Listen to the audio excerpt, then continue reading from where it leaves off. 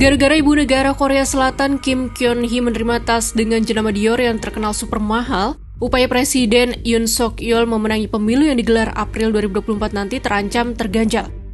Duh, lagi-lagi gaya hidup mewah keluarga menjerat pejabat negara bahkan sekelas presiden.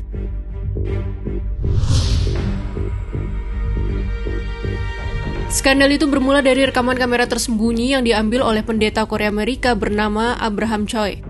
Rekaman itu memperlihatkan ibu negara Korea Selatan Kim Kyun-hee menerima tas Dior senilai 3 juta won atau sekitar 35,3 juta rupiah sebagai hadiah pada September 2022 lalu.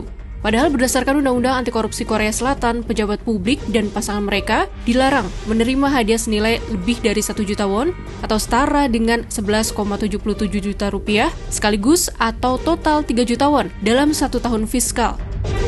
Choi mengaku sengaja mempersiapkan rekaman diam-diam itu. Ia mengatakan tujuannya untuk mengungkap bagaimana Kim menyalahgunakan kekuasaannya sebagai ibu negara selama ini. Kontroversi atas skandal tas Dior itu pun lantas memanas antara Presiden Yoon dan partainya Partai Kekuatan Rakyat atau PPP. PPP merupakan partai mayoritas di parlemen Korsel. Beberapa petinggi partai yang merupakan partai konservatif Korsel itu mendesak Presiden dan istrinya meminta maaf pada publik atas skandal tas Dior itu. Mereka diminta untuk setidaknya mengakui bahwa perilaku menerima barang mewah itu tidak pantas dilakukan.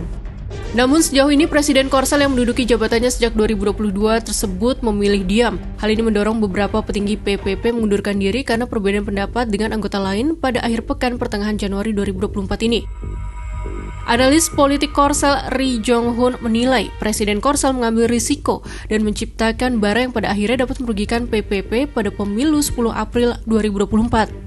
Sementara itu, kantor kepresidenan mengonfirmasi penerimaan tas tersebut oleh Kim dan mengatakan bahwa tas tersebut dikelola dan disimpan sebagai milik pemerintah. Menurut sejumlah media Korsel, Yoon sangat marah dan ingin memecat pemimpin partai PPP Han Dong-hun. Kemarahan Yoon juga memuncak saat seorang anggota Dewan Pimpinan Partai, Kim Kyung-yul, menyamakan situasi tersebut dengan ketenaran Marie Antoinette, Ratu Prancis yang terkenal karena pemborosannya. Lantas seperti apa kisah Marie Antoinette, Ratu Prancis yang turut memicu revolusi Prancis tahun 1793 karena kemarahan rakyat akibat perilaku foya-foya dan gaya hidup jet setnya itu? Ratu Prancis Marie Antoinette, permaisuri Raja Louis ke-16, dijuluki pula Madame atau Nyonya Defisit. Karena krisis keuangan yang terjadi di Prancis, salah satu disebabkan oleh gaya hidup anggota kerajaan, terutama dirinya yang super boros. Kehidupannya sebagai Ratu Prancis dikenang dengan gaya hedonisme santai dan penuh hura-hura. Ia ikon dari sosialita kerajaan yang kerap berjudi, berpesta, dan mengoleksi pakaian mahal. Kelaparan membuat rakyat melakukan demonstrasi besar-besaran. Hidup Marie Antoinette akhirnya berakhir saat dieksekusi dengan pisau guillotine pada 16 Oktober 1793.